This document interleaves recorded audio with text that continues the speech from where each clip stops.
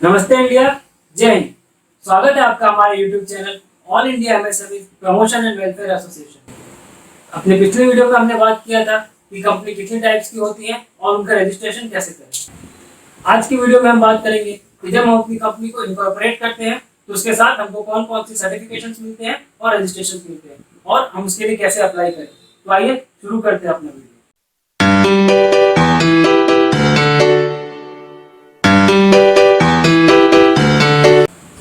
जब हम अपनी कंपनी को इनकॉर्पोरेट कराते हैं, चाहे वो प्राइवेट लिमिटेड हो, पब्लिक लिमिटेड हो या एलएलपी हो, तो हमको रजिस्ट्रेशन कराने के लिए मिनिस्ट्री ऑफ कॉर्पोरेट अफेयर्स की वेबसाइट पर जाके हमको अप्लाई करना पड़ता है। पहले हमको इनकॉर्पोरेट कराने के लिए एक फॉर्म भरना पड़ता था जिसका नाम था स्पाइस। स्पाइस का फुल फॉर्म होता है simplified proforma for incorporating a company electronic. जब हम वो फॉर्म भरते थे तो उसी के साथ हमको हमारी कंपनी का permanent account number, pan, tan और डायरेक्टर आइडेंटिफिकेशन नंबर DIN भी हमको मिलता था। लेकिन उसके साथ ही जो दूसरी जरूरी चीजें हैं जैसे कि PF, ESI या कंपनी का बैंक अकाउंट ओपन करना या फिर GST अप्लाई करना, तो इन सब चीजों के लिए हमको दूसरे डिपार्टमेंट्स के पास जाना पड़ता था, जिसमें कि हमारा टाइम वेस्ट होता था और हमको ज्यादा फीस भी देनी पड़ती थी।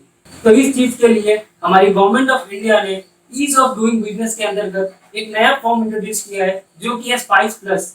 वो पुराने स्पाइस फॉर्म का एक एडवांस वर्जन है जिसके अंदर बहुत से डिपार्टमेंट्स और मिनिस्ट्री कंबाइन होके हमको ईज ऑफ डूइंग बिजनेस में हेल्प करती है। जो मिनिस्ट्री और डिपार्टमेंट्स इसमें इन्वॉल्व है वो है MCA, ministry of corporate affairs, ministry of labour, department of revenue, ministry of finance और महाराष्ट्र स्टेट गवर्नमेंट। ये सारे डिपार्टमेंट्स मिलकर इन्होंने एक नया प्लेटफॉर्म रेडी किया है जिसके अंतर्गत बिजनेस इनकॉर्पोरेट कराना और भी आसान हो गया है। स्पाइस प्लस फॉर्म 15 फरवरी 2020 से एप्लीकेबल हो गया है। अगर अपना बिजनेस रजिस्टर कराने जाते हैं तो आपको स्पाइस प्लस फॉर्म भरना पड़ता है। स्पाइस प्लस फॉर्म के दो पार्ट्स हैं, SPICe plus form A, SPICe plus form B. Form A में आपको अपने बिजनेस रजिस्ट्रेशन से रिलेटेड बेसिक डिटेल्स डालनी पड़ती है और वही फॉर्म बी में आपको उससे रिलेटेड जो दूसरी सुविधाएं हैं वो मिलती है। तो आइए जानते हैं कि इसके अंदर हमको कौन कौन सी रजिस्ट्रेशन मिलती है।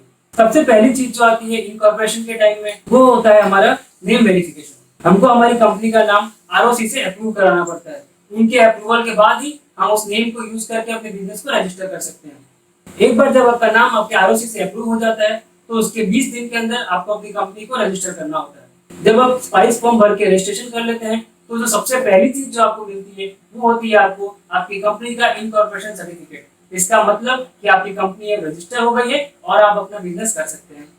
दूसरी चीज जो आपको मिलती है वो है DIN यानी कि डायरेक्टर आइडेंटिफिकेशन नंबर।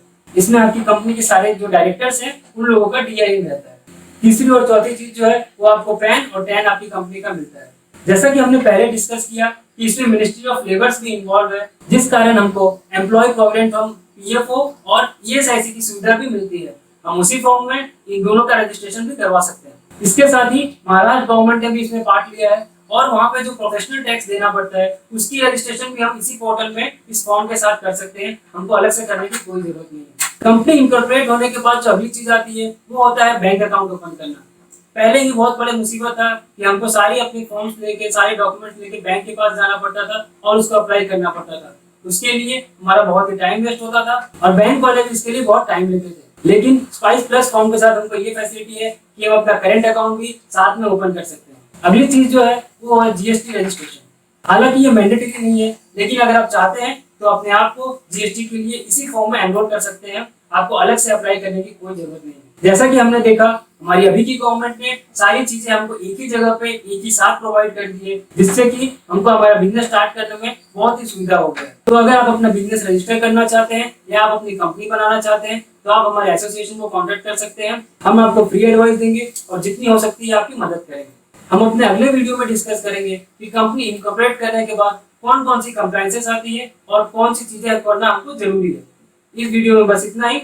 अपने टीम का और अपने बिजनेस का ध्यान रखें। जय हिंद।